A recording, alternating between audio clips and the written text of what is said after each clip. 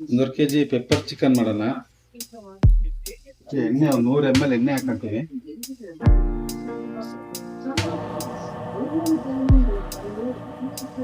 150 gram ಈರುಳ್ಳಿ ಹಾಕೊಂತೀನಿ. 5 ಹಸಿಮೆಣಸಿಗೆ ಹಾಕೊಂತೀನಿ.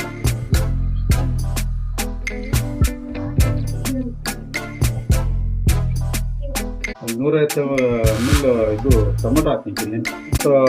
ಇಷ್ಟು ಇದಾದರೆ ಸಾಕು.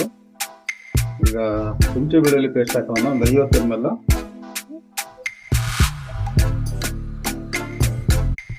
ಒಂದು kg ಚಿಕನ್ ಹಾಕೊಂತೀನಿ.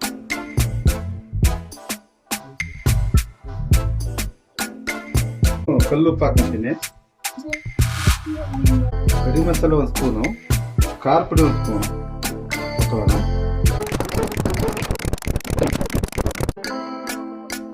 ರೆಡಿ.